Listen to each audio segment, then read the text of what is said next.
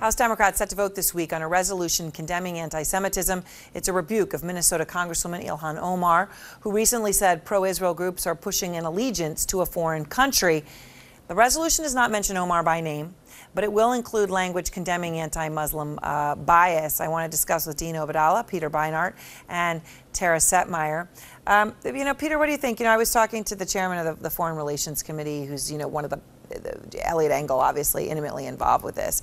And he's very, very careful to say that maybe what was said was anti-Semitic, but not to say that Congresswoman Omar was an anti-Semite. Yeah, my view is that Ilhan Omar made a mistake by diverting a conversation that really needs to happen into a conversation that really doesn't need to happen and treads on a lot of real sensitivities. We don't need a conversation about the fidelity and loyalty of American Jews or AIPAC. What we really do need is a conversation about Palestinian human rights.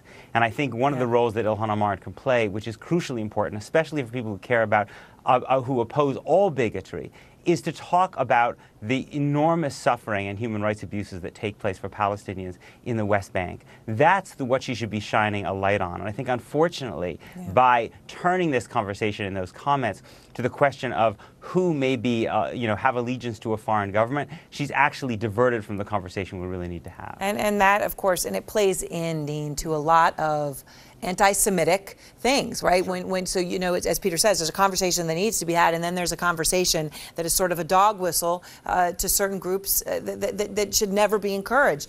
She has said in her defense, my Americanness is questioned by the president and the GOP on a daily basis, yet my colleagues remain silent. I know what it means to be American, and no one will ever tell me otherwise.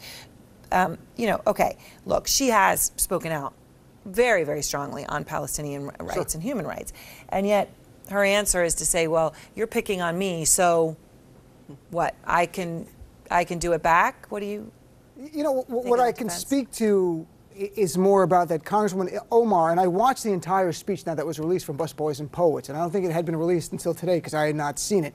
In that, she talks about speaking to her Jewish constituents and trying to find common ground. It was not an anti-Israel diatribe. This line out of it about allegiance is extremely troubling because herself as a visible Muslim, myself as a visible Muslim, we've been accused by the right of not being loyal to this country and being more loyal to Islam than our own nation that we love. So it's extremely troubling to even touch on that by Congresswoman Omar. But I think her heart is to try to raise the issue that Peter said about Palestinians, and we're losing that. And ironically, in that speech, she talked about we can't have this discussion because of this other issue, and this is what happened again. So, Tara, let me play what Eliot Engel, the chairman, said earlier tonight on this question of whether something that was an anti-Semitic comment meant someone is an anti-Semitic, and we're talking about Congresswoman Omar. Here's how he answered it.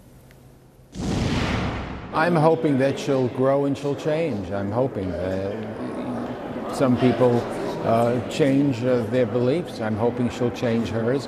I think what she said was wrong and hurtful. I think she should understand that.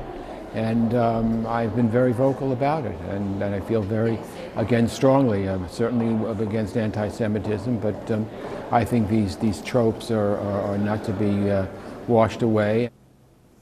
I mean, Tara, what do you make of that response? Is he dancing around the issue? I kind of think back to sometimes when we talk about some of the things that the president says, or when we're talking about, can someone say something racist and not be a racist, for example? I mean, this sort of, great game of semantics we are playing now about anti-Semitism. We just had this last week during the Michael Cohen hearing with Mark Meadows and that display and, what happened with him with Representative Tlaib. Look, this is what I think is going on here. It's clear that Representative Omar knows exactly what she's saying. It's clear that she is wading into these issues in a way that, out of the heart, so does your mouth speak. I see the same thing about Donald Trump and Trump supporters. And the Democrats are in a tough spot, condemning her as much as they should and taking action the way they should because they're pressured pressured by the fact that you have what are considered rock star freshmen coming in.